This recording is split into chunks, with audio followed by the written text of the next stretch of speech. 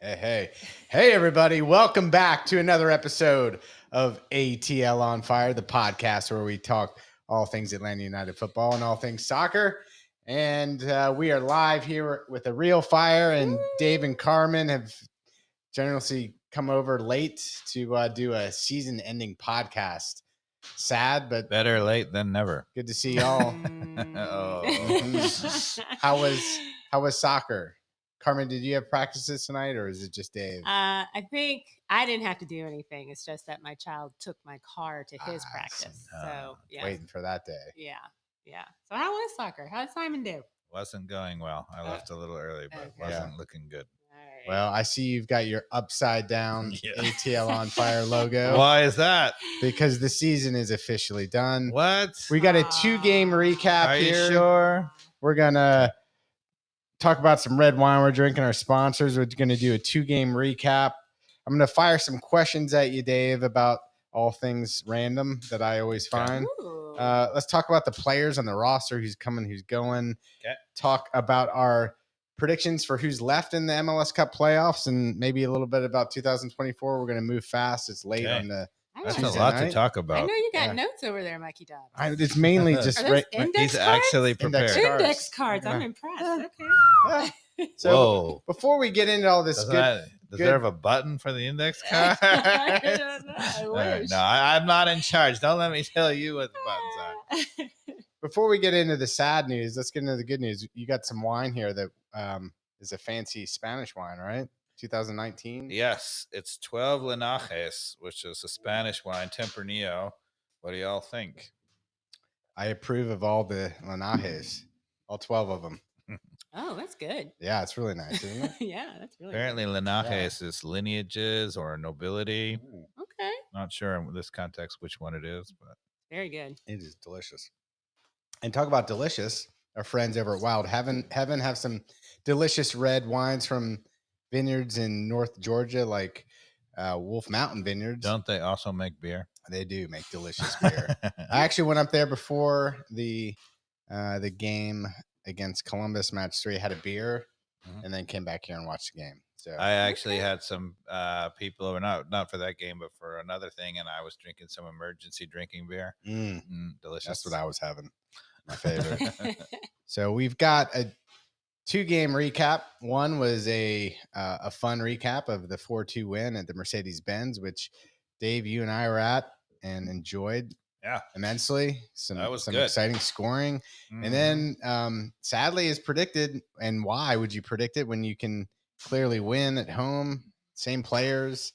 What changes on the road? We knew it was.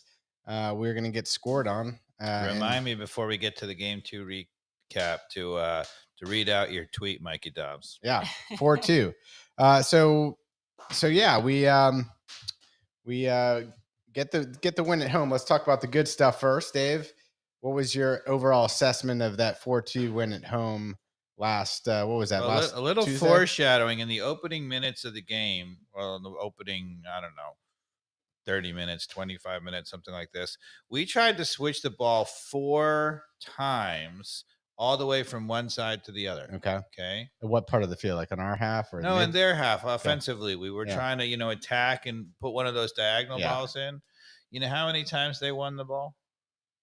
I'm going to say all the time. Yes, all 4 times. Just the way you're setting that up. But yeah. And then they switched the ball 3 times.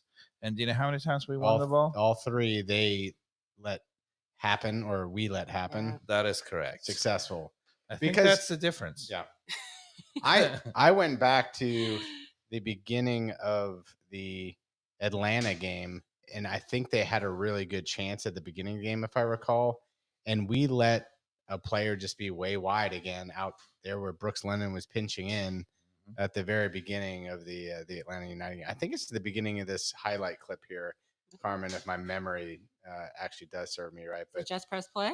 No, it's behind. It's back behind this. Okay. I think look for it or no? Yeah, go ahead and look for it here. I think we'll keep talking. You keep talking, Dave, and I'll see if I can give Carmen the right direction here. Okay. I want to say something really, really, really positive.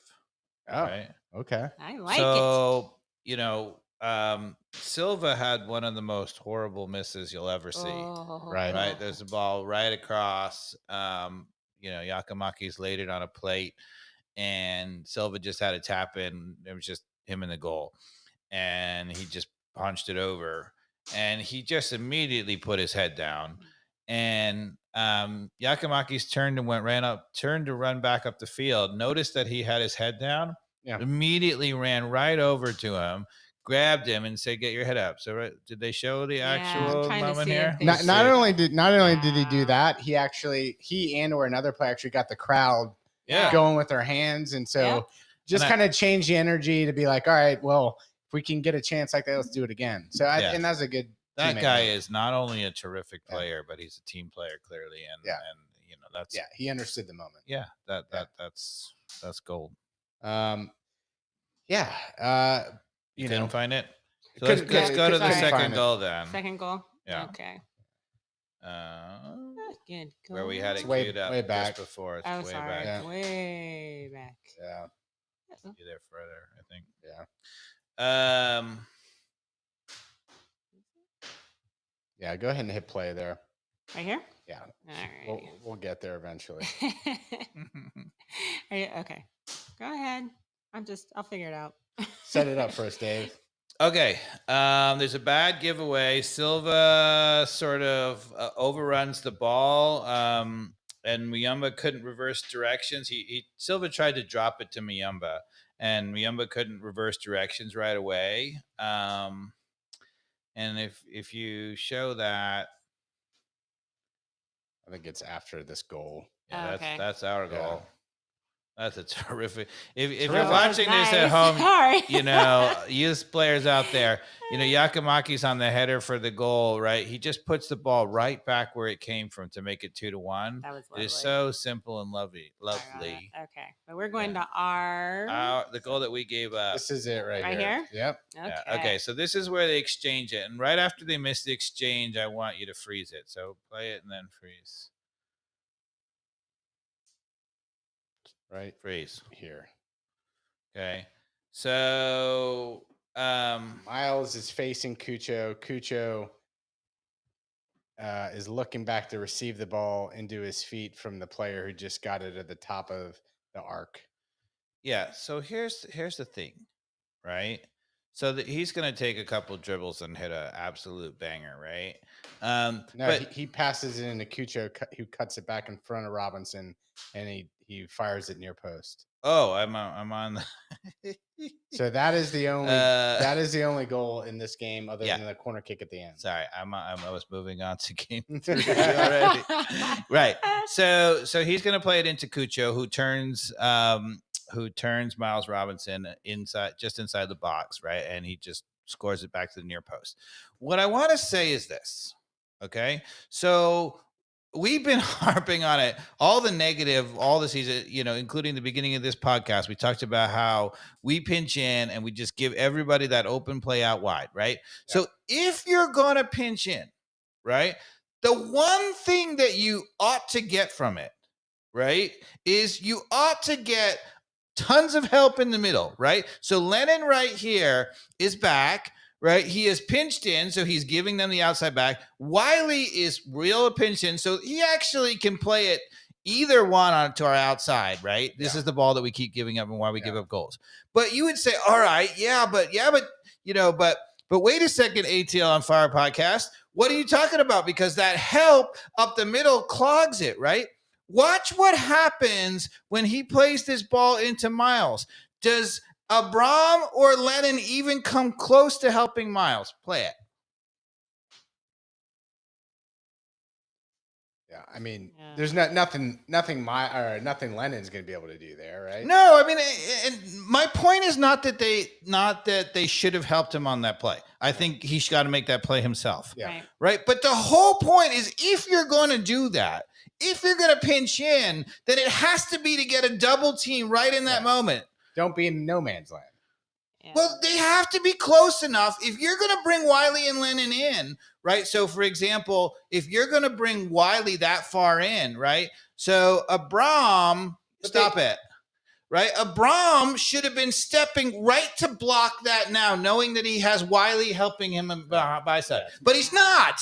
Got it. Right? So that's my point. So they're the only reason in the universe for Wiley to be pinched in that much is so that Abram can come and help and double team on that. And if he's not going to do that, what in the world are we doing? Right. Well, and we agree that that's not what we should be doing. Correct. That because you got Miles got beat on that, and you accept it if it's a one-on-one win over Miles getting cut there, right? Right. Guzan should have maybe done better. I don't know. And then the other thing, can you go back to the beginning of the clip? Sure thing. Right? Because so the other thing that we have all the time that we've been criticizing, right, is the moment we lose the ball, Josetu goes right back to in front of our back to, right?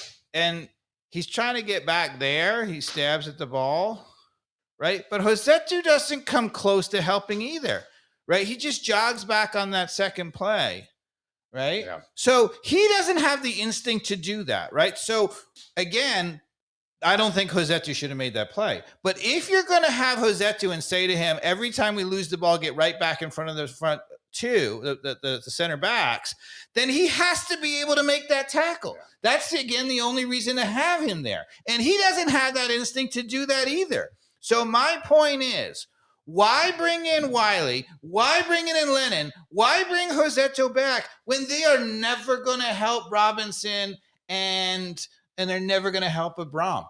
Right? You cannot have players back doing nothing, as we're going to talk about in a second. He's on fire. Through that. So I don't get it, right? So, Pineda talks all the time about, oh, yeah, we successfully clogged up the middle. No, you didn't. You just brought players in for nothing. They didn't clog the middle there. They didn't get a tackle in. Nobody got off their guy to make a tackle. Well, Silva lost the ball and then stared for about half a second. He just actually did a pause thing. Yeah. And that's not a good sign of getting the ball back. That's not the right instinct. You cannot wait 1 second. Your brain has to go into get it back immediately. And even that 1 second of Silva not getting back. But if we have two pinched in outside backs and we have Josetu dropping right in front of him, it shouldn't matter. Right? Actually, Silva shouldn't have to track back. He should be like, we should have basically five guys there. It's just what you do when you lose the ball on your half of the field in the center of the field. You immediately fight back. That's just what you do. Sure, I don't disagree. It's with how you should be trained to think every time you lose it in a dangerous area of the field. So anyway, that kind of irked me. I'm just saying. I mean, if we just went through the clips, the number of times that we do not double when somebody's played it, and that was a perfect example. It was a slip ball right through the middle, right to Robinson's guy, right, Cucho Hernandez. We don't double ever. And all of the system seems to me designed so that we can double team that. That's the only reason to do all of that stuff. And we still don't double. So that means that you're just in there for nothing. Yeah. That's my point. So we had some beautiful goals. We had the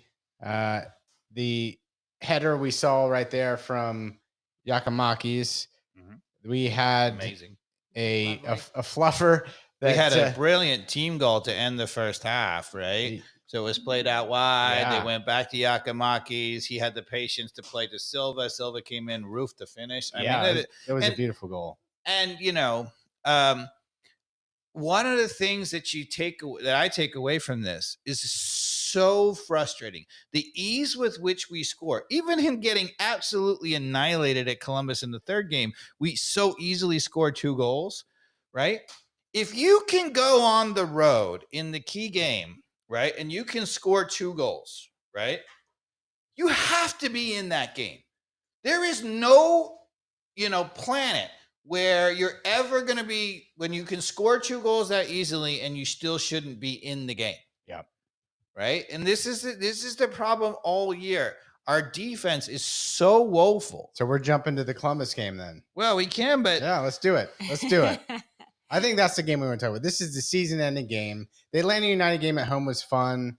I think everything we need to talk about with the team, right, it can all be talked about in the game too, right? So- So to your point, we're capable of scoring 2 goals. We knew going into Columbus, right? And this is what I want to talk about, Dave. So Columbus in Atlanta. So Wait, I'm or but Columbus and Atlanta in Columbus is the game I want to talk about. okay. All right. But you're saying after that game we won 4-2 that you weren't like, yay, Pineda, you're a mastermind tactically or anything? Well, no, like- no. In fact, Do you want to read the tweet? the guy from the Athletic, Felipe Cardenas, Cardenas. was saying, hey, all the haters out there, Pineda. He's like, I'm listening. We just won 4-2 at home, and my last notes from the match too was anyone who thinks 4-2 win is a harbinger of us going on the road to beat Columbus is delusional. And you actually followed that up by tweeting out prior to the game, and you responded to Felipe. Yeah. You said, he still can't fix the problems that allow teams to score against us. We don't address wide flanking threats early to stop easy crosses. Our offense is talented enough to score, yes, without coaching, really, especially at home. You think we'll win away at Columbus Crew? ? Yeah. Right? So I was waiting and listening. I never heard back from him on that. No, and you were right. Yeah.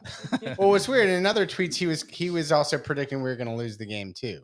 So yeah, I don't think that he was necessarily. I think he was just trying to see what's out there, maybe stir the pot. I don't necessarily think he thinks that we were going on the road to win either. Yeah. So I'm not. This is not a critique of Felipe. Yeah, right? no, But there were a lot of people who thought we were, and this is where I was like, if you're watching the games, right? I mean, even if you're not watching the games, right? A quick Google search will tell you Columbus home record this year: 13 wins, 13-1-4. Right? Yeah. With 43 goals for and only 14 against, right? So they're amazing at home.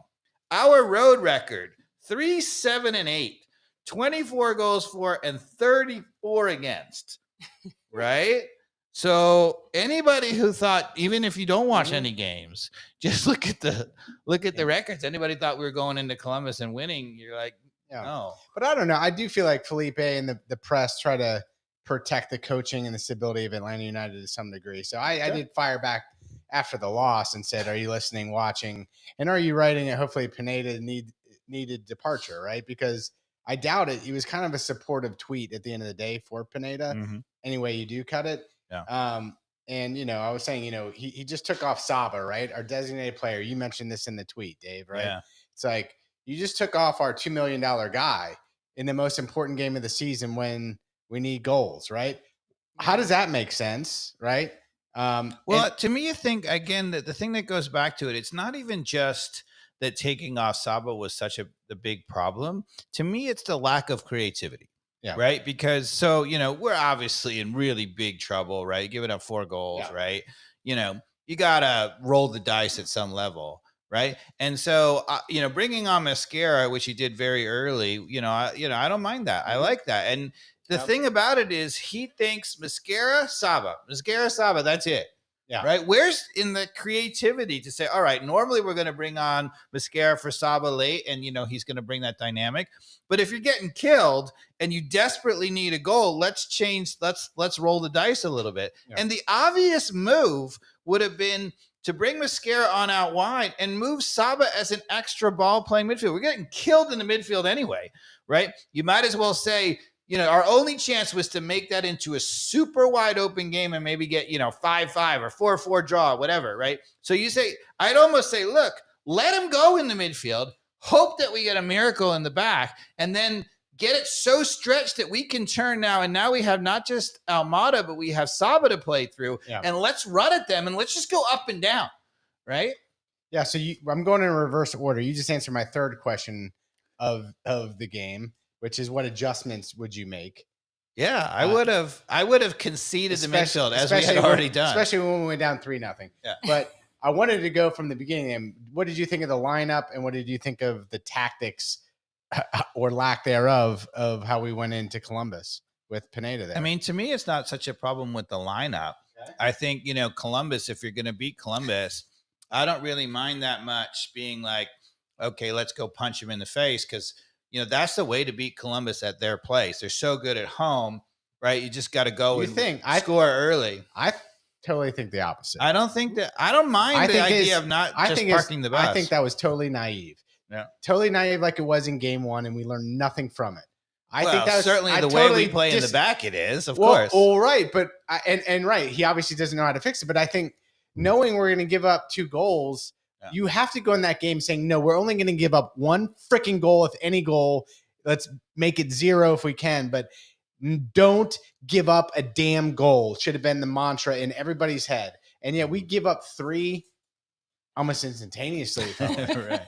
So I thought going guns blazing and making it a gun battle was totally the wrong move, and it showed. Well, I just think that there was no chance with our current defensive system. There is no way. What Pineda has shown is that he does not have the tactics to go and give up only 1 goal ever. We were always going to give up 2 goals in that game. So is that too late of a problem to fix tactically because the season's already gone and he can't work with the team to get it done? Or could you get a team prepared in 1 week or 3 days to have that mentality and get the tactics right? Yes. Oh, okay. Well, explain. Well, so first, I mean, to me, when you're going to, park the bus, if you will, a little bit, right? Then you got to get an extra defender in there and you have to match up. You have got to make life difficult. So if you just put players back, but you just invite them on, that is a nightmare because you concede the midfield and you invite them on and they're going to score eventually. So let's play a little exercise here, Dave. Yeah. You're having a one-on-one conversation with every player from our back line all the way through the midfield. What let's talk to each player. Let's hear your quick pep talk. Well, I probably, if I was going to park the bus, I might have played with an extra defender in the back, right? So I might have said Parata. So right? you would have gone 3 in the back? Yeah, going with Abram. I mean, this isn't what I would have done with this team in this moment because I don't think we were capable of it.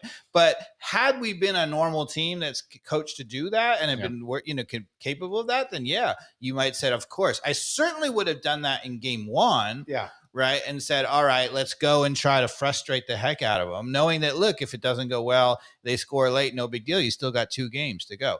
But in any case, the way to do that, to park the bus, right, is you say we're going to play 3 in the back. So you play Miles Robinson, you play Abram, and you play Parata in the 3 middle, right? And then you say to Lennon and you say to Wiley, right, your job is to get out there. I don't want to see any play ever where they play it out to those guys and they're free. Just take it away. Don't give them that option at all. Right? You can be all the way wide because we still have 3 guys in the center, no problem. Yeah. Right? And so then you say, all right, of the 3 in the middle, right, your job is somebody got to be all over Cucho, right? It can be the 3. He can move around as much as you want, but somebody got to go with him all the time. If he goes out wide, we have 3 in the middle. So you just go right with them and deny him the ball, kick him, frustrate him, foul him a little bit. I mean, nothing blatant or injury or whatever, but just get in his head, right? And you always know that the other thing is the moment he does get the ball, if he ever does get on the ball, we need the second guy coming all the time, right? Yeah. That still leaves one of the guys to help out the defensive midfielder who, should have been Sosa. But let's just say, so if you wanted to go back to me, I would have put Sosa in there and I would have said to Sosa, you got to find Matan all the time, right? He's moving around or whatever. Your job is to try to match him up. So if we say, we're not giving you Yeboah, we're not giving you Gressel, although Gressel didn't play in that final game, but we're going to take away the outside guys, right? We're going to frustrate the hell out of Cucho and we're going to mark up Matan. Now, you say to Muyumba, you get your one-on-one with Nagbe, right?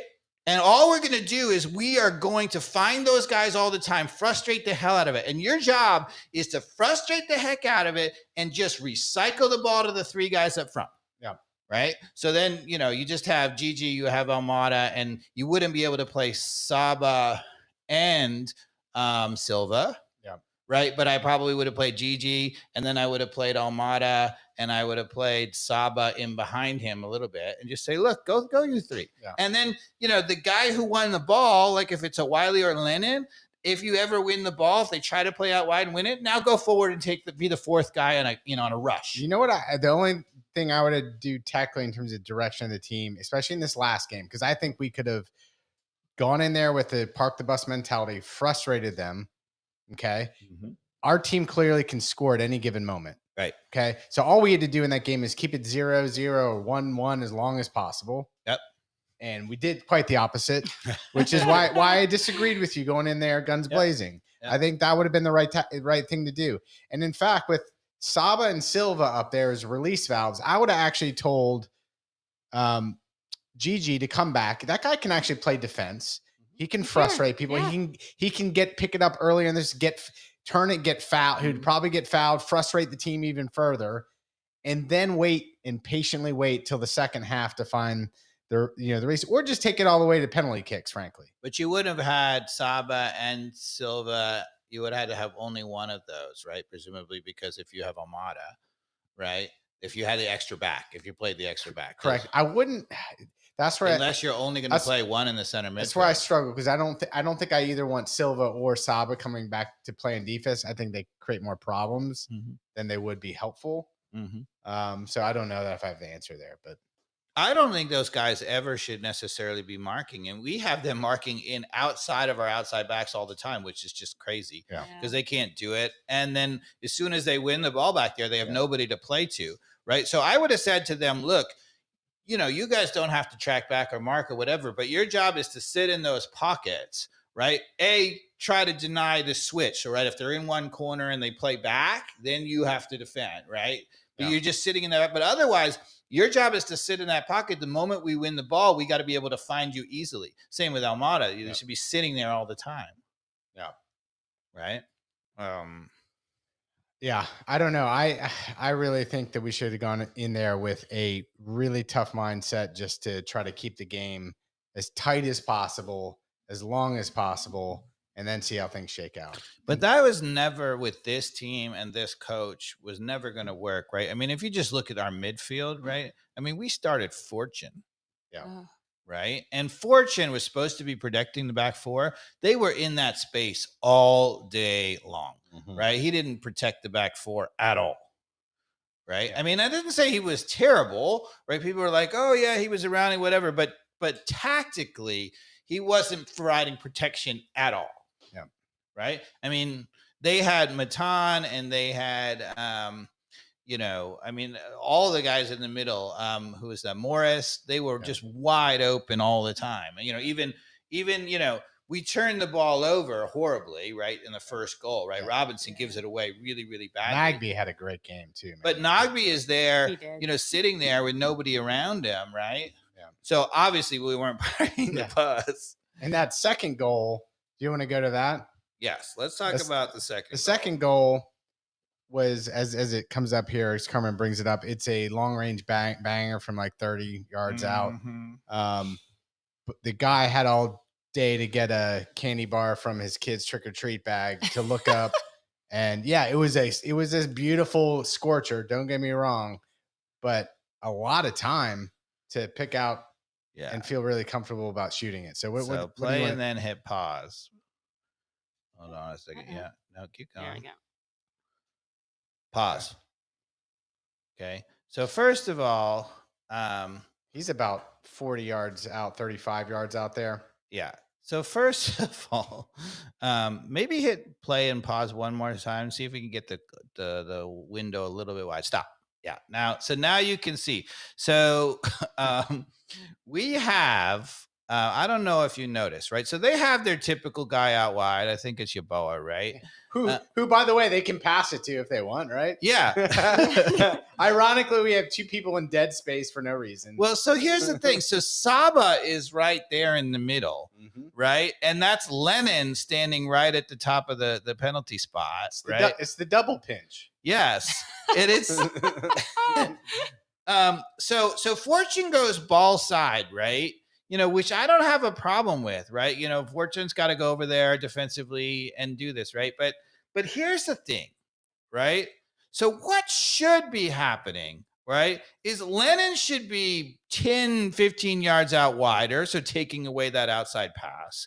And if he was there, Saba shouldn't be marking in behind him. And this is the thing, right? So Saba has now, you forced Saba to work back. He still isn't marking him, but he's come all the way back there. So he's used all that energy to get back, right? And for what? So that Lennon could double team in the middle? No. What is Lennon doing? What is Lennon doing is what I'm saying. What could he possibly do good where he is? It is nothing. Nothing. This is what he does all the time. He stands next to and he gives moral support to Miles and says, this actually is one of the craziest double pinch things, because this shows like the whole coaching of it, that there's not. I mean, Lennon, the best thing he could have done about a second ago was start running out to the ball. At least there's some pressure coming out to it. But he doesn't want to do that because it looks like Fortune's coming over. So he's like, oh, I'm just going to stay put on the 18 here and just watch it go over my head. And I can't go out wide to help Saba because Saba's there. He's useless as could be where he is. So if Lennon were to be in the right spot and actually be more out, it doesn't have to. You don't want him right on him so he can go backdoor on you, but you want him a good 10 yards out so that when he plays it, you can either intercept it or at least get right on him and not let him turn. Right, force him to go back towards his own goal. Make him turn you, with an amazing turn. Right. If he does that, then Saba, where Saba ends up? Saba would be right there. Right where you put the arrow in, maybe a little bit further because he's probably lazy, right? He's going to be a little bit further up the field, right there. Do you think that guy's getting the shot off now? If Saba was right where the arrow is? No. Right? So, this is what I was talking about on a ball reversal, right? So Saba should be there, right? So that does two things. So first of all, if he tries to force a pass, right? So let's say he forced a pass and let's say Robinson makes a great step, right? Does Robinson have a pass to Saba right now? Yeah. He's standing right next to him, right? He's all the way farther back, right? So no. Yeah. So we don't have the counter to Saba, which is what he's really good at, right? And he's not up there where he would have blocked his shot, right? So Saba doing nothing. He's working extra hard to get back for nothing. Which is why I was saying in the previous Park the Bus, I don't want him coming back either. He just will complicate matters. Right. I'd rather have people with clear instructions on what they're doing. I'd like him very lazy right where the arrow is, maybe a little bit wider, right? So that when the ball turns over, he's a release valve. But if he was there when they try to reverse the ball, which they did, then he could just step in 10 yards and give some cover. He would have blocked that shot easily, or at least bothered him enough. There's no way he puts it up for 90. And now I think I watched the replay here. When you do hit play here in a second, our YouTube listeners, watch this guy. He's like lipping his lips on like just how much time he has. Like because he takes the touch far out when he gets the head up. Yeah. Whew, and it's Fortune who has to come all the way back across to get him, right? Yeah. In that play. And people will say, oh, you just got to tip your hat to a good goal. Yeah. It sure was a great goal, but nobody should have that much time. Look at Lennon with his hands behind his back on that reverse angle. Are you serious? Oh, gosh, why? Because he's like, that's what he's there for. He's like, well, I guess I'm going to block it. I guess I'm here for a cone. I'm a cone, I mean, he's literally doing nothing. Oh, man. Nothing. And you would say, all right, look. So a normal coach would have said, all right, we just effed it up, right? That happens, right? We give up some of the goals. But we give up that we do that every single time. That is coached, right? It's not even that there's a failure to adjust. That is actually coached. He has made us worse by asking Lennon to do nothing right there. Yeah. And he does it all the time. Yeah. That is clearly what our team tactic is. I started to go back, Dave, to try to do. I am gonna do it at some point. Me too. I'm gonna get all the clips of these examples, and I'm gonna put it into one master video from 2023. I will do it for the listeners as well, and we are gonna hammer home the video analysis that Pineda and his team can't seem to realize. And it's shameful at this point, because if I can grasp it and I actually have to agree with Dave, it's bad, people. And the thing about it is, again, right, not to beat a dead horse, but if you were saying, all right, we have to concede that because we don't have anybody who can handle 1v1, we need to double team, Robinson needs help all the time or whatever. If you said that, then the guy's got to be double teaming. He's got to have a help. And as you saw in the goal that we gave up Mercedes-Benz, even when Lennon was only, 5 yards away. He still didn't come to double that. Yeah. Abram didn't come from the other side to double that. So No benefit. no benefit whatsoever. Yep. So I don't understand.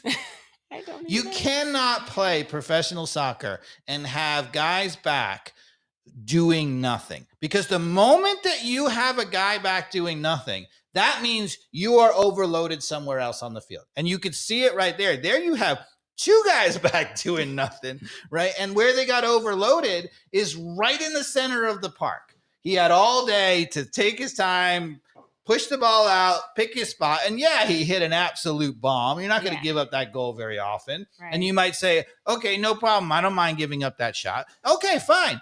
That's fine. If you want to give up that shot, I think Saba would have actually blocked it in a normal position. Yeah. But even if you're going to give up that shot, I object to the fact that the guys back there are doing nothing. Yeah, I object to the fact there's just zero pressure. Like, you will give up that shot sometimes, but you should never give a player that much time. Even if Fortune got over there and pressured him, you know what he was going to do? Just find the outside wide open guy. Yeah, he and then they would have still had a dangerous cross. Right. Yeah. So Fortune's busted to get it over there. He can't get there. And even if he did, it would be useless. Yeah. Because we still gave up that open guy out wide. Yeah. It's like, oh my God, I'm going to have an aneurysm. Right? I'm like, Somebody should put a straight So check can I on calm this you guy. down? Can I calm you down with some rapid fire questions, Dave? Just Ooh. to get, Sure. let's just get away from the recap. The I want to NFC make one more point on this game in the Of course in you the do. fourth goal. But so do you want to do that first? Or you Yeah, wanna no. do- Let's go to the fourth goal. Go to Let's- the fourth goal because I actually noticed something that had been bothering me for a while, and I think, and it actually has to do with going into next season. So Was this the fourth? the fourth goal. the fourth goal that we concede. I think that was it. So it's a little bit. Yeah, it must be right here then. Let's see what happens. We're just gonna play it. Yeah. Sorry about that. All right, go ahead and talk about it. All right. So I just want you to watch. Let's see if we can pause it. Let it play for a second. Oh, yeah, that's too far. No. 'Cause Yeah, that- but they'll replay it. They'll replay Can it. we go back? No, I want to go back to the original version because I want to see. Yeah, go back a little bit further. Yeah, stop. Stop. Sorry. So, yeah, this is exactly where I want to do it. So, one thing that I noticed on this play that I've finally been noticing, and I want to give you a hypothesis All right. or something that I've been seeing tactically. So, one thing that I have been noticing over even the last third, maybe the last half of the season, but really more the last third, is that Miles Robinson has actually got this like weird, horrible rush of blood to the head where he sometimes just charges out and gets totally beat in behind him. We've been giving up a bunch of goals this way, right, recently, and it's been terrible. And one of the things I was like, what is going on? And I think when you hit play, I want you to watch what Miles Robinson does because he literally charges out to address this instead of just backing up. And one thing that I think is going on is that Miles Robinson is so frustrated that they always have these open guys or whatever. He's so anxious to win the ball. He's like, look, if I can win the ball there, then it doesn't matter if those guys are open. Yeah. And he's trying to do too much, Huh. right? So if what should happen here Is he is he should have just backed up and slowed everything down or Yeah. whatever. And he's like, I got to make this play now. And I think that's because, so if he's looking at this, he's like, you see the two outside guys, in particular the guy on the near side here. He can play it. He can play it out left and on the front foot of the guy. who's on Wiley the is so inside. far pinched in that the outside And, guy- and Wiley on this side, yeah, he can clearly play it to a guy out here who can slow down and take it out wide on the wing. But he can also play it kind of behind Robinson there. So watch what Robinson does instead of just running back Yeah. and slowing it down. Watch what he does. Oof. Yeah, he paused there. Yeah. He checks to go forward, right? He takes 2 or 3 steps forward and then gets in behind. So play it again from the beginning. See how he comes forward there? Do you see that forward there? He was coming out to address that. I think he's so anxious to get the ball, right? Yeah. And I've noticed this a couple times. You're like, Robinson's so fast, nobody ever gets in behind him, and people are getting in behind him in the middle because he's occasionally just darting forward. And there he didn't go that far forward, but he takes the step. Watch the step. See that step? Yep. Right? Yeah, and if he just stayed going back, that guy would have never gotten there. Never gotten there. Yep. And he would have closed it down. I don't know whether it's Muyumba or somebody who was closing it down. Yeah, but even he created the angle too to make the pass easier too. So this is horrible defending by Robinson there, right? He really made a bad play. But I've been noticing that a lot, and I'm wondering that maybe my point about it is I'm not sure Robinson can stay with Pineda. I think he's so frustrated that we're giving up goals that he is starting to do things tactically that are not smart, right? So he's trying to win the ball back too fast. And in the midfield, he's like, I can make this phenomenal play instead of actually playing solid defense. That's because I don't think Pineda clearly does not know how to coach defensive tactics at all. Which is crazy because he was a defensive midfielder. Yeah. Wow. So you answered my question. My question was, is Miles Robinson as good as we think he is? Because we give up so many goals. Well, if you watch that, you would say no. Yeah. But I think that's only happened over the last third. Yeah. I've noticed it a few times. I haven't pointed it out until now. Mm-hmm. And I wanted to point it out because I was like, I thought he was just making mistakes, right? I thought he was just, misreading it. And he's just done it enough times now that I'm like, I actually think he's just over anxious to win the ball back because we give up so many goals. He's like, I can do it all. Yeah. Right. I can go win it and then I can save our problem and prevent those guys from getting beaten. I bet he has to do it all. Yeah. And it's like, this is just a hypothesis. I don't know. I'm not in his head, but no, I think it's right. I think he's probably trying to do too much. It leads to mistakes, but it also is a symptom of the other things that are going on around him, which are create that frustration and kind of make him do things that he necessarily shouldn't be doing. Right. So we're going to ATL on fire, rapid fire, Dave. Yeah. That's all I want. That's my practical point. Love it. Does George Giacomakis win the Golden Boot next year? Does he win the Golden Boot next year? That's a really good question. I would say it highly depends on how long Almada is here. So if Almada doesn't stay, then no. He needs someone delivering the ball to him. If Almada stays the whole year, then yes. I still think he's going to score goals regardless, but he'll score way more. Almada has assisted on a whole bunch of his goals. Yeah. And I don't think he's a Golden Boot winner unless Almada is here for the season. I like that answer. It's not what I was expecting, and I like it. All right. Who is the best Atlanta United player this year, Almada or Giacomakis? It was Almada.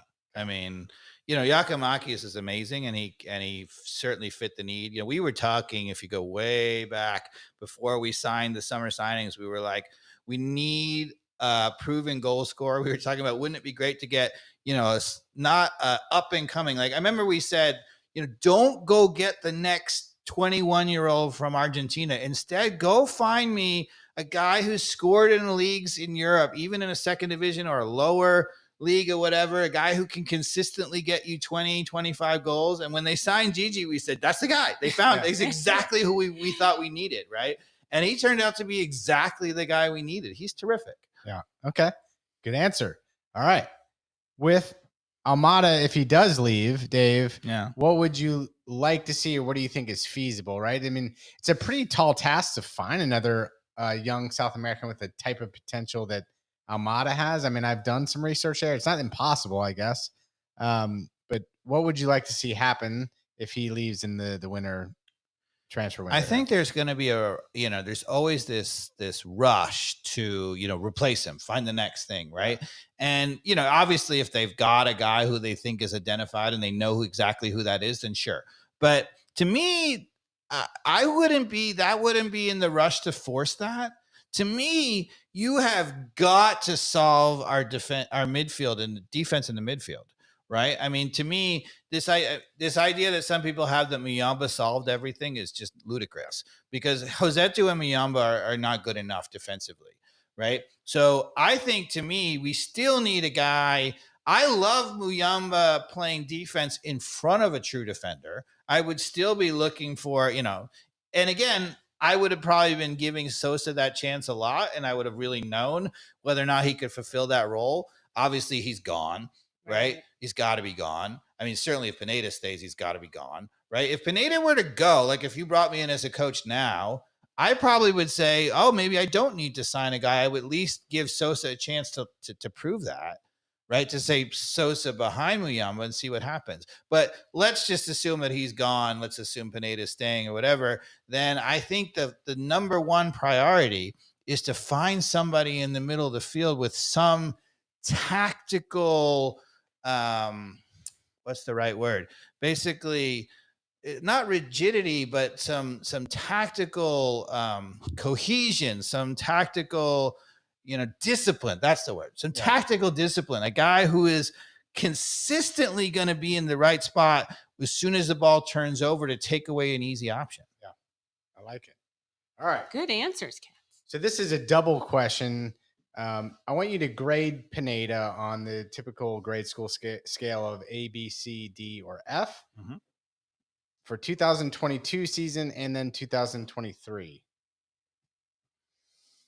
A, B, C, D, or F. It's funny because I think on Twitter, some people have, there's been a little bit of critique of us on Twitter and said that, oh, those guys are now got to the point where they're just trashing Pineda. And what I would say is that I don't think Pineda is horrible. I mean, I think there's a tendency when he really can't fix that to be a little over, a little loose adjectives and be a little over aggressive on saying he's horrible. I think that he is really, really mediocre. I think tactically, particularly in the back, he's woeful. But to be honest, I think, he's a decent player manager. He has clearly they want to play for him. Offensively, I don't think that he's a genius or anything, but he certainly hasn't inhibited us. So, I would say this season I would have given him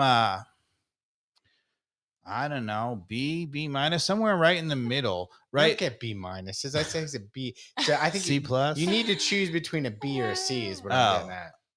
Well, it depends. If you say C is average, I would say C probably because, or maybe B, somewhere in right there. Because what I would say is that I do think that ultimately our team is better than our performance, right? I think that we underachieved. So that has to be a little bit on the coach, right? That you underachieve. I think, an average coach would have had us achieving just at the level that we should be at. And a great coach would have had us probably winning MLS. Yeah. I think you could win MLS with this team, right? So I think we've been a little under that. So I think last year you'd have to say the performance was terrible, right? He couldn't figure out, not only last year did we give up the same number of goals and was woeful defensively, but he could not figure out any way to unlock any of the talent of Araujo or Moreno. I mean, so I would have said last year offensively, you might say some people would say those players were terrible. I disagree. I think he just did a terrible job coaching them. So last year I would have given him probably a D, maybe this year a C. Okay. I think this year, I don't know what you would call your average, but this year he was average, maybe slightly under average. So better this year than last year, even with all the injuries. Team did well. The team was much better this year. Okay. Right. And he didn't stop that. Right. I mean, and a totally healthy team this year. I don't think you can say he's a horrible coach when we ended up finishing second in the league in scoring. Now, do I think that's really him? No. But I don't think it's hard to call him a horrible coach. And we did get in the playoffs and we did get 6th. Now, I would have said any kind of even slightly above average would have gotten us a home playoff game. We should have been top 4. And a great coach would have had us contending. So I gave him a D on both seasons. But a little more generous. But it's not without validity because I asked, I saw on the Twitter sphere, somebody was looking at his overall win percentage between the 2 years. Do you know what it is, Dave? His winning 300. It is 35% or between 35 and 36%. I said 30%. So yeah, I was a little. So according to ChatGPT, Dave, that is pretty horrible as far as a coaching. That would be definitely poor or below poor. Yeah, his numbers are bad, right? So at the end of the day, Numbers are all that matters. Oh, I care about. I want to goddamn win, Dave. His overall record. It's horrible. MLS is horrible. That's what I'm getting at. It's horrible. His overall record, with Atlanta United over 2.5 seasons. So he had a half season, wasn't great down the stretch with them. He had a whole season last year, was horrible. And this season we were, pretty mediocre. Too nice. 3 reasons, Dave, that Pineda should not be the coach in 2024. And I want you to be like thoughtful about it, not just like ATL on fire hot takes. Like, again, 36% winning record, not fixing problems that we can look at it and film ourselves and say, these are simple things that need to fix. Like, what are the things that you think unequivocally should be the reasons he should not continue as the coach into 2024? Well, I would have said, look, he's had 2.5 seasons. Maybe you discount the first half season because, he just walked into it. But one of the things that is really, really true, and the reason why I think he has to go, is because defensively, he was not able to improve us one iota. The same defensive record both years. And that means that going into a playoff game like this on the road, we knew we were going to give up 2 goals, right? And to be honest with you, that's shambolic. With a team that could score 2 or 3 goals in every game, including in a tough road away environment, you have to be able to be in the game. Right. And we showed, even when we had everything going wrong, we still scored 2 goals. Right. So to me, that is nuts. Right. So I think to me, the number one thing that I have is that he cannot fix the problems that we have defensively. He has no idea how to solve that. Okay. So that's number one. I think number 2, I would say I have always questioned some of the player evaluations. Probably the most egregious example was last year, Rios Novo. No, that's not the most egregious, but who's more egregious than Rios? Miguel Berry. But Miguel Berry. But I would have said this year the example is Miguel Berry. 2 in a row. It's right? Close. Both but he does this consistently. Even if you talk about, I'm not sure Abraham really is any better than Parata, but if he thinks he's so much better, why did it take so long for him to get on the field, right? I think his player evaluation is not good. Obviously, the Sosa, the opposite way. Yeah, and Sosa's a guy who there is no possible way. I don't care if you're a Sosa hater. There's a lot of them out there that say he can't play. But there is no possible way that guy did not deserve a chance to show whether or not he could play on the field. There is no way, with his credentials, with the way he played, with the fact that the guy who he would have played over was Fortune or Josetu, who are both shambolic. Fortune, I apologize because he's so young. I'm not saying he couldn't get really, really good, but he wasn't ready yet. Right. And so, honestly, it is unbelievable that within the mix, the entire time that we had the new team with the Saba, with the Silva, with the Muyumba, that Sosa never got a chance, period. So I would say the player evaluation on the positive and negative side, the fact that Miguel Berry kept getting chances and the fact that Sosa never got a chance, that to me is, All right, so that's number 2. Player evaluation is number 2. Defensive fixes is number 1. Do you have a third? Do I have a third? Adjustments.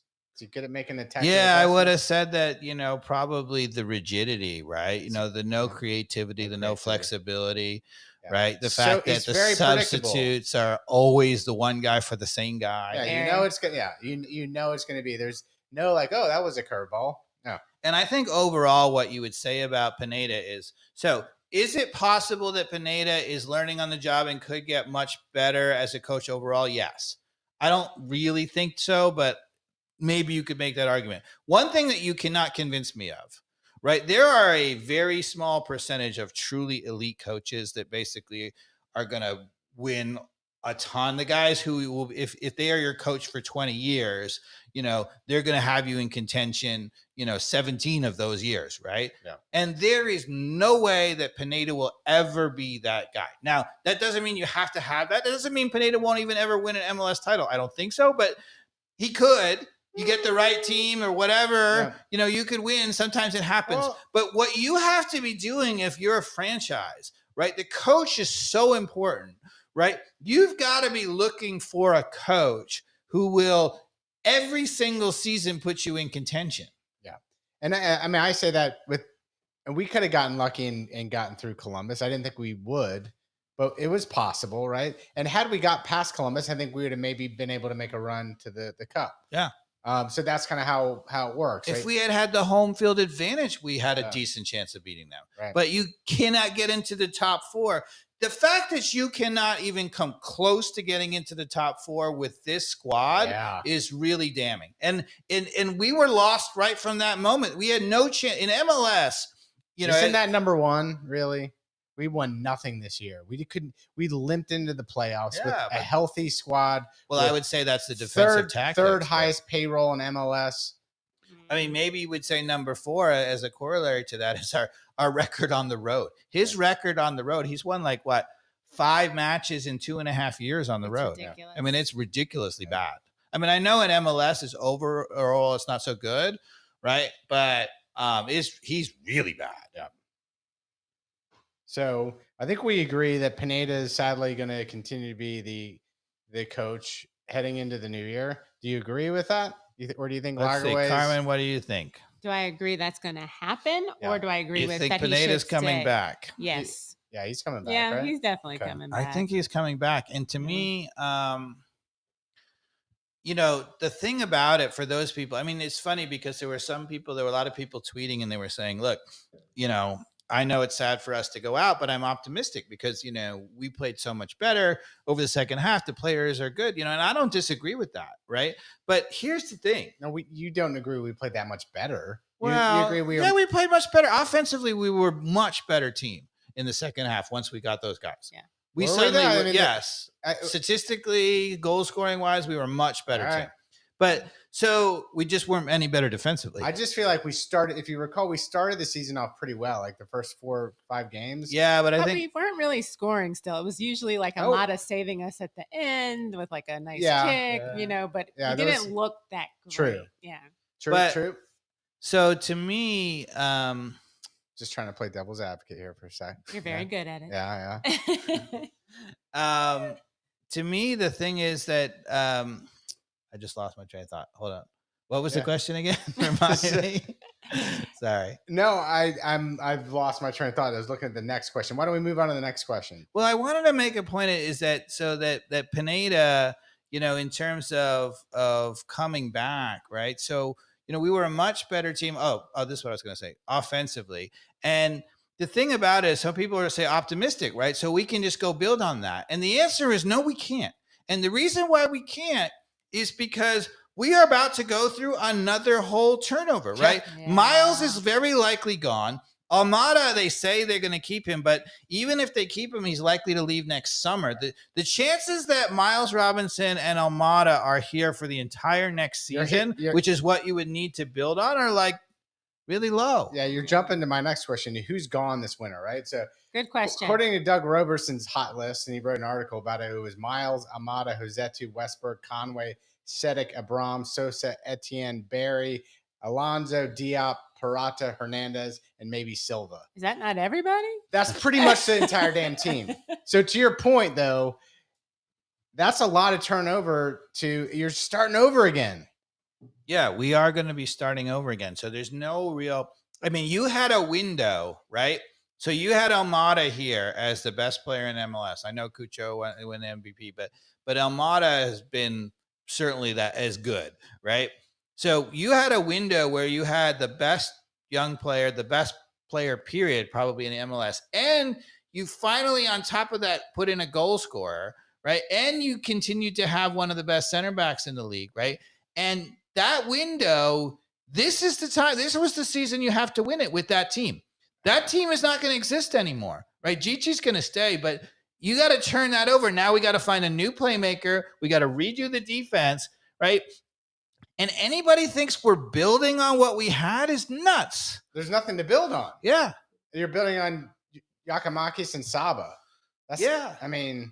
So, now, obviously, Gareth Lagerwey might be a genius. Maybe when we sit here to have our preseason podcast for next year, we'll be sitting and saying, look, oh my God, he upgraded again and we have so many good players. But even if that's true, which I have a hard time believing, but even if that's true, you're still new players and it takes a year to settle in. And so you're 2 years away from being a title contender. What I would say right now, right? With the one possible exception, if they somehow do keep Miles and Almada the whole year, right? We are not an MLS contender next year, period.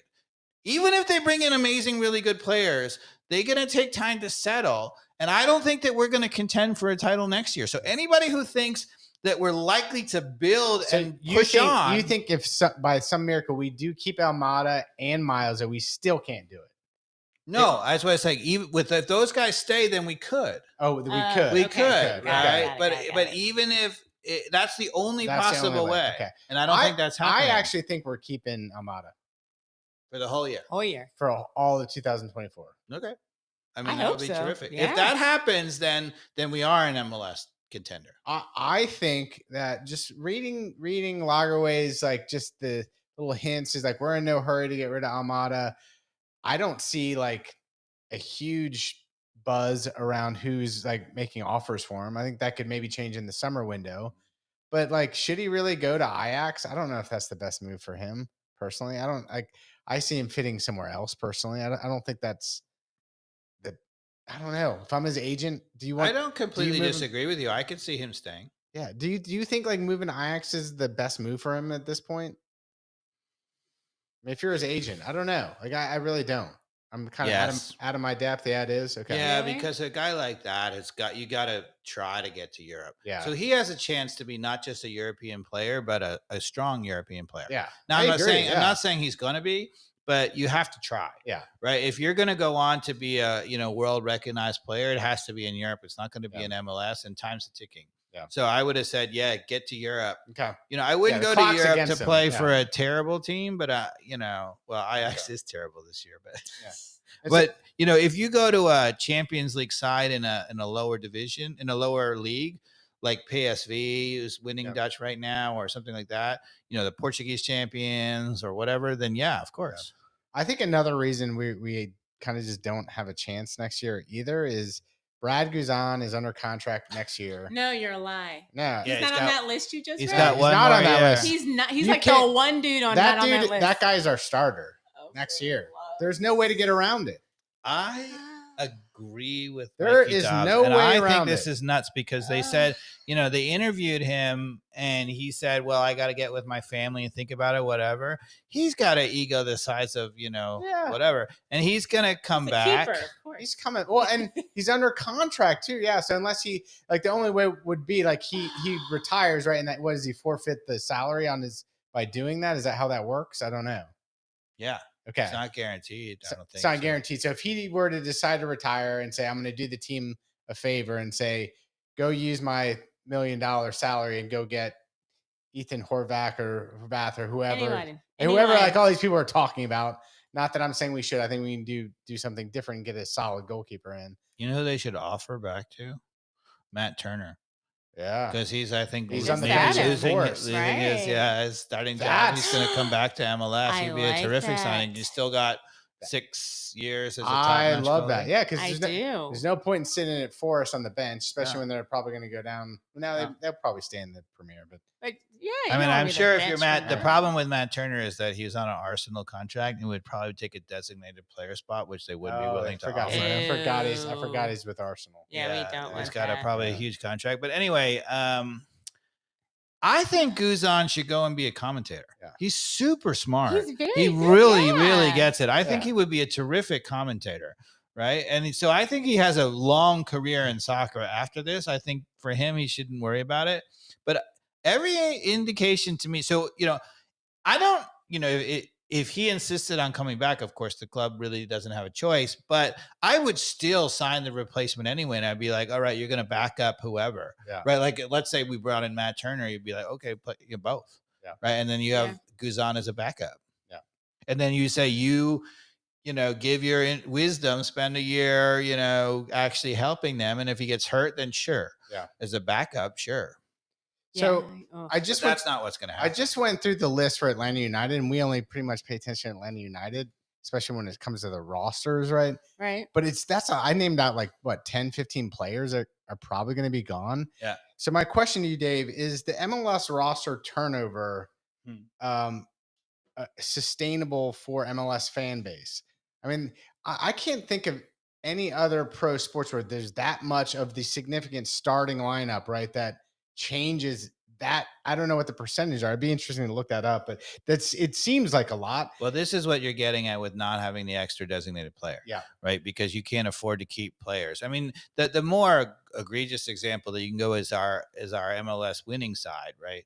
We couldn't afford to keep anybody. We had to Yeah. wholesale. Right. Right. And that's a problem. Right. You might have said like there could have been a player there who could have gone on to be Yeah. a DP. I mean, Almiron was going off or whatever, but we lost, Tito Villalba. He could have stayed. That's my whatever. next question.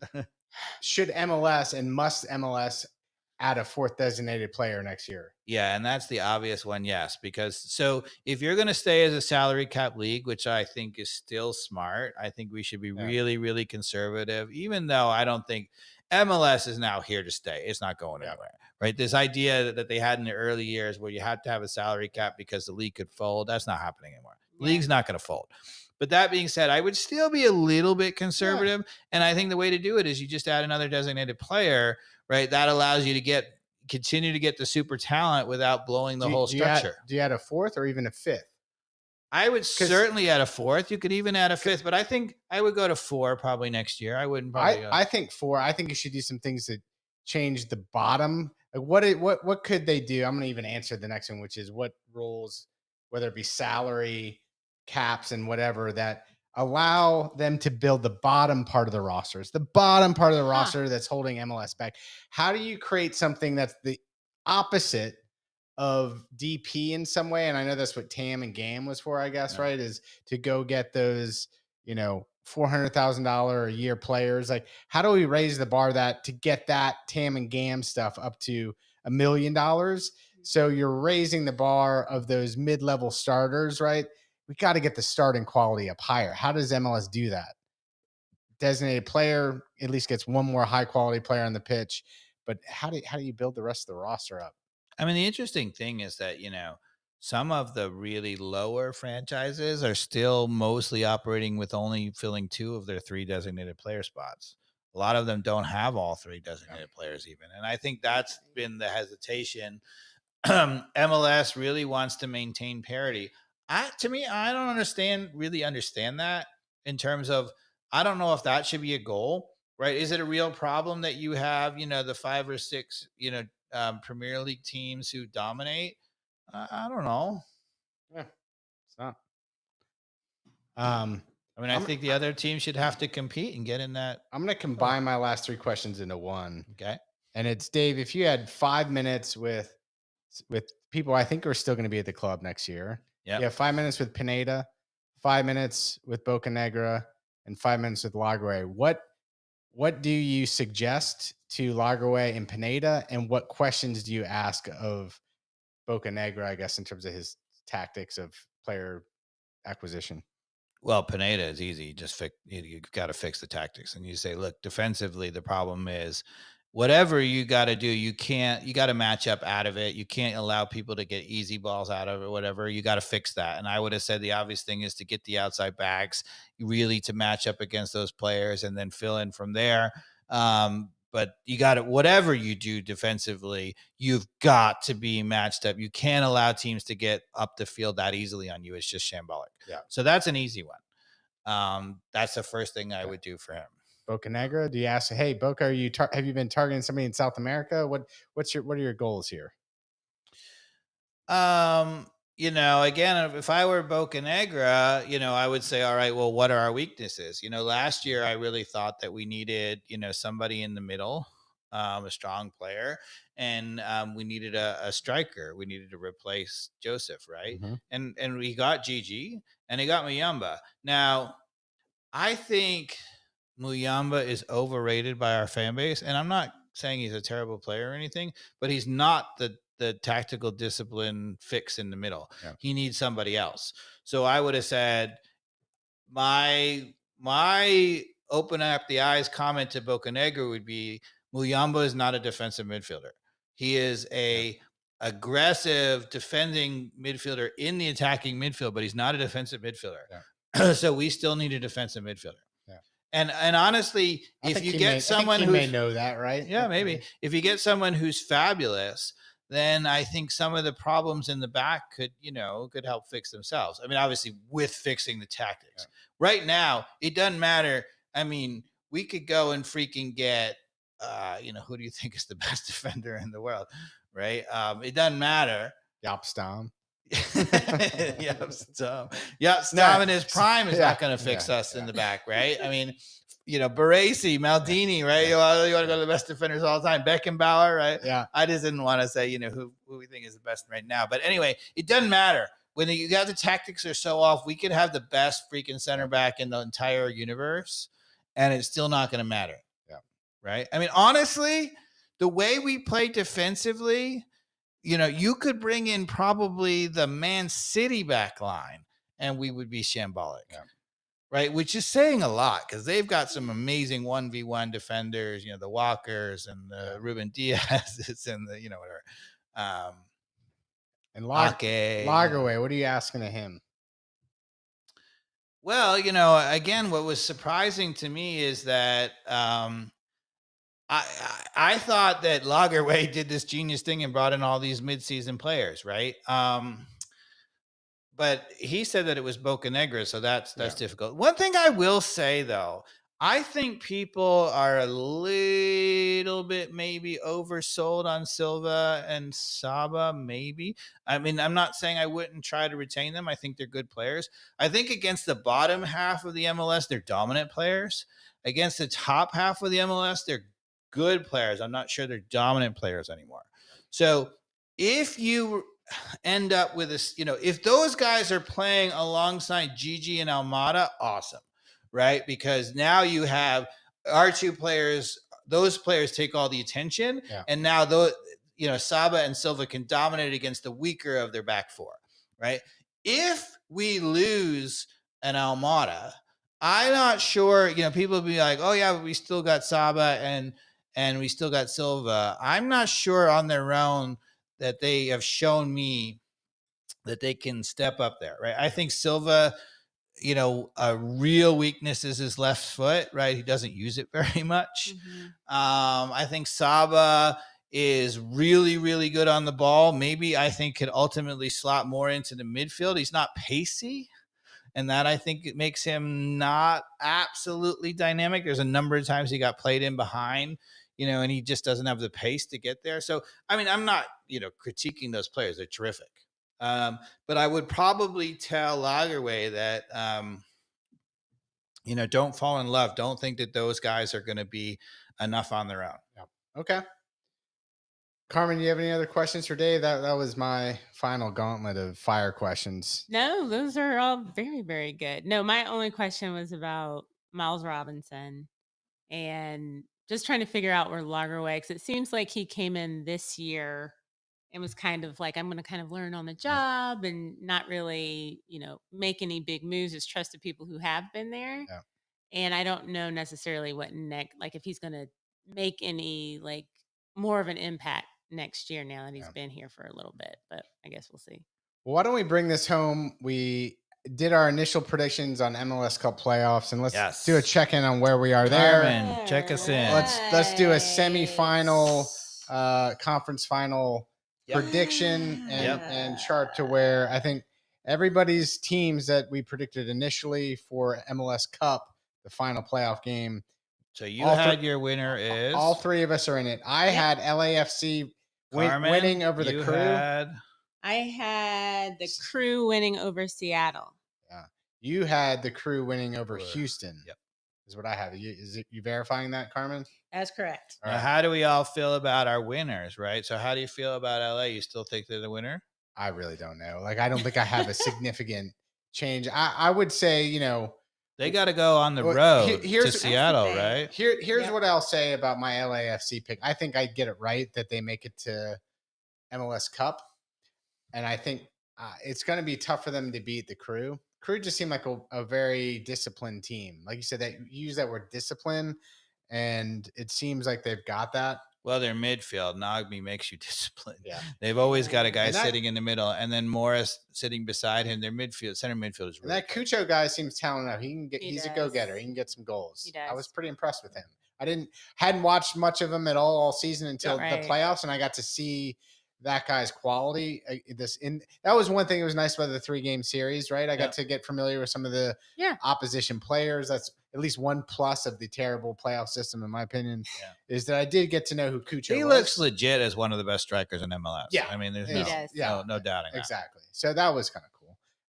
So I think with him and Nagbe, kind of who still looked like I watched him last year. I feel like he's improved over the last 2 years. I think he's like back in form or something. I don't know. And not that he's had much, like he just seems like he's real cool and collected. I think he's been that way the whole time. Maybe. Right? I don't watch. He's won 3 MLS titles with 3 different teams. He's won an NCAA championship. All he does is win. Yeah, he might be good. That's all I do is It's win. funny because, people are like, well, Nagbe doesn't score and he doesn't really assist. And I'm like, yeah, but all he does is win. Yeah. Right. So you by want the way- that guy. And by the way, if you watch the last game, he does score. Yeah, Like, he does score. Yeah. So Carmen, how do you feel about you have Columbus winning and all? I How have do you feel about Columbus. your pick? I do not feel as good about my pick. I don't know why I'm not, Why not? as impressed by Tell us. Columbus after actually watching them play Atlanta United. I don't know. I feel like they could have done more against us. I mean, they did a lot, but I wasn't as impressed. So They did score 8 goals. but that's against Atlanta United. I don't know. There was something. I don't know. There was something missing. They also lost us 4-2. I don't know. But the interesting thing about that 4-2, and I don't want to take away from what we did, but they had, when that game was poised on a Razor's Edge, like they had one where they hit Guzan directly in the chest from point blank range. That was right in the first 6 minutes or something. Oh yeah. And then they had one where their left back got injured. They substituted in a new left back. I can't remember his name, but he walked right into the 6-yard box. He dribbled by 2 players and never got the shot off. Right. I would have said, 7 out of 10, 8 out of 10. That's a goal. Right. And that might have changed the difference in that game. So, That's true. I think ultimately we showed at home exactly who we were, which is we are really capable of scoring, particularly at home.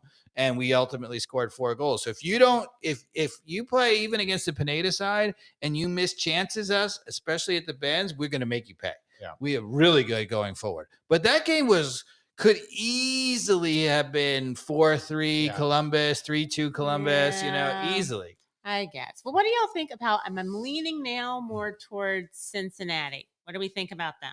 No? Yes?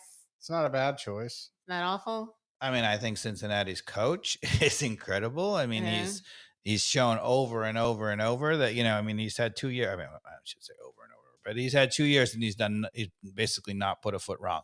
Yeah. Right. I mean, he got them from 2 or 3 consecutive years that they were the last place team in all of MLS. Right. Then he got them to the playoffs as a 6th. And then he got them to the Supporter Shield as 1st, and he easily got them through the first round. I mean, he can coach. Yeah.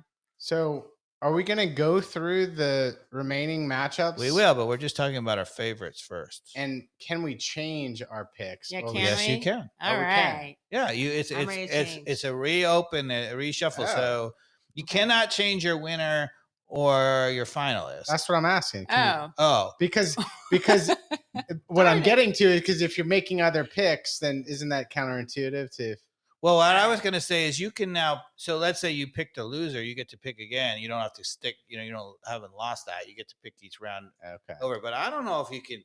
But I have to. And you can pick a new winner as you go through, right? So you can feel like the team that you picked is going to lose. So let's say you think Seattle is going to do it. You can pick Seattle. You can still get points for picking Seattle to win the final once they get through. But I don't think you can change your So I can't change pick. from Columbus Crew to Cincinnati. Well, Was there a fine. point system in this? I don't think we established. I was that. about to say he has like this whole thing that I've never. I think this is all in your head how this is working, but I like it.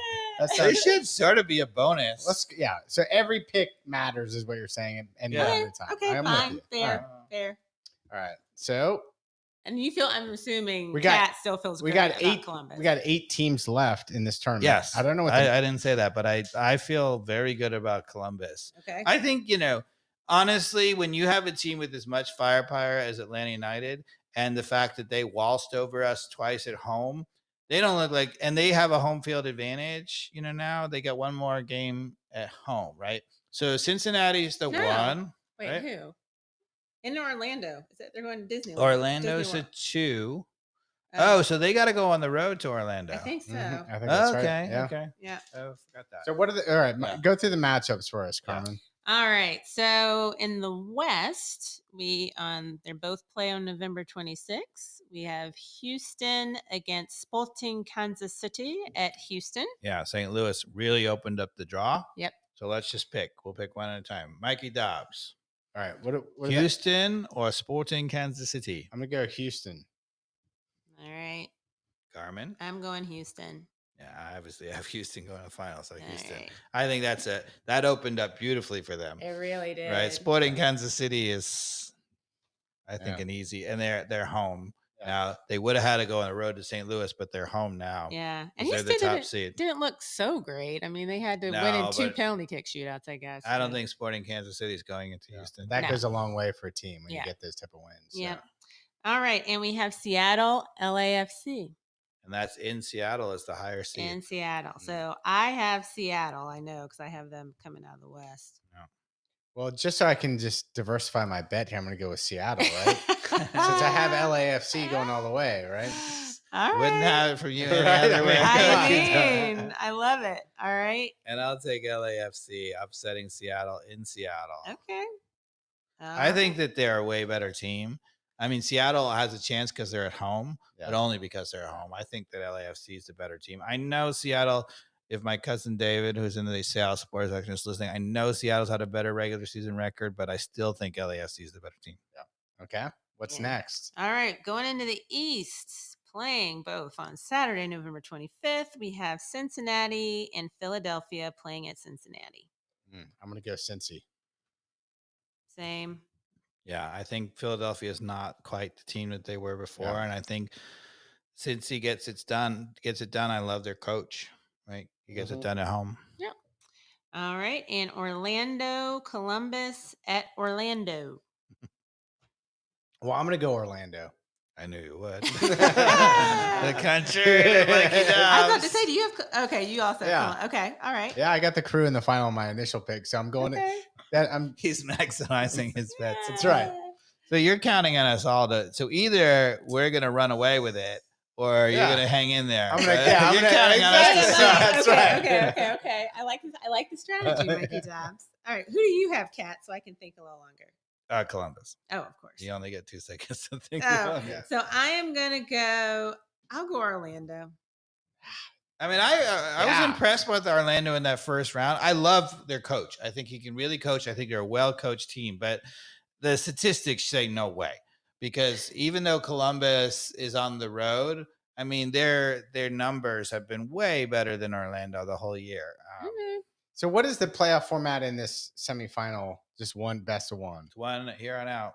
Oh, That's what's so weird. You go from these 3-game epic series down to one. Right. okay. So yeah, I do like that. I do like the home field advantage. If Apple TV wanted more games, why not go 3 to And- 2 to 1? So this could be a home and home. And Seattle was at home too, so I'm going with the home field stats at this point with my contrarian picks. You Yeah, and that's a are. good bet Yeah. in MLS. Yeah, you are. Because now, one thing I would say is that, the 3-game format, right? One of the things that the reason for having it is if you're MLS, right? So MLS is shambolic that everybody gets in the playoffs, right? I mean, at 9, you get in the playoff, right? Yeah. You get to play in a game, but you're still in the playoffs, right? So then you have to say, you better give the seeds a chance to get through. So by having a 3-game series and having 2 games at home in a league where you always win at home, Right. it should really favor the seeds. And yes, that's true. The only seed that went down was the number 1 St. Louis. Everybody else, the favorite one. Yeah. Right? Because we got in the East, it's top 4 seeds are still alive. And in the West, it's 3 out of the top 4. And the only one that went down is St. Louis, which is a new franchise. So the one thing you'll say is that that is clearly designed to offset this everybody gets in the playoffs garbage, right? So to give the home team a real advantage, so that the regular season means something. Yeah. And it clearly did in that playoff series. Yeah. The home team won basically every time. Okay. Yeah. Well, All I right. need to change one of my picks. I just realized Mikey Dobbs and I have everything the same. Oh, I can't have that. Oh, no, you can. Yeah, you already but- picked. No, you already no, picked. Nope. I did. No, I'm because going. he's ahead of you, right? You should give what's the point total? So we're keeping. We're going. Okay. 'Cause Yeah. after the first round, Yeah. I am losing with. Yeah, we got to go to there's the true semifinals, Okay. there's conference semifinals. Now we're going to the true semifinals between the 4 teams. So now you can I go can make different. up. Okay. Make up something different. Okay, than because that. I'm Wait, currently we're picking losing. the next 2 rounds? Oh, aren't we? I don't understand why. I just thought we would meet again and pick, but we may. Okay, maybe no, not. that's I fine. don't We know. can stop here. I don't know. This is your tournament, Dave. No, I don't know. I like it. I like. All right. All right, so I like going on because we're definitely going to podcast again, but it might just be before the final. So it's already confusing enough for me. I say we stop. I was just going to say you convinced me we should keep going. We're an hour and 25 in. I think we've hit a good spot here. Carmen, unless you want to make one of the changes that you were talking about, go ahead and All make right. it. I'm going to change my Orlando to Columbus. Okay. So Okay, we're but a where are little the different. standings? Okay, so standings after round 1. I am losing out of all the games so far, the winners of the series so far. I picked 6, correct. And then comes Mikey Dobbs with 7, Mhm. correct. And then comes Cats with 8. Yeah. All right. So that is where we currently stand. I did have one more question though. What do we Championship. think the international break is going to do for this? Is this going to affect It is anything? weird. There's a long layoff. It's so weird that they just Yeah. stick Any an momentum international that break. you had in that first series, Right? just throw it out the window. It's Yeah. so weird. Not a real question. Just wanted to bring it No, up. that's a good point. Great way to bring it up. I agree. Yeah. Well, we We have talked. anything else on our agenda? We talked about a lot. I think We we're. I think did. we're good. I think the good news is, people, even though Atlanta United is out of the playoffs, we are going to make an effort to continue to podcast. Yep. Maybe 1 or 2 more as the From the winner. winery, maybe. From the winery, maybe. Yes.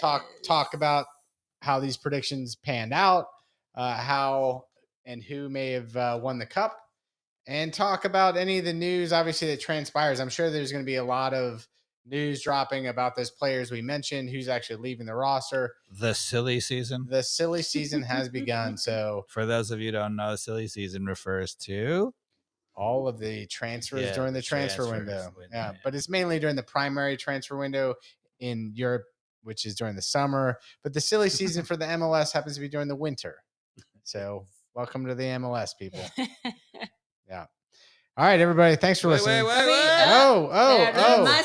Just like back The in Guadalajara. dancing. You see? Just like back in Atlanta. Thanks for bringing the wine, Dave. Carmen, for coming over late. Have a good night, everybody. Good night. Bye.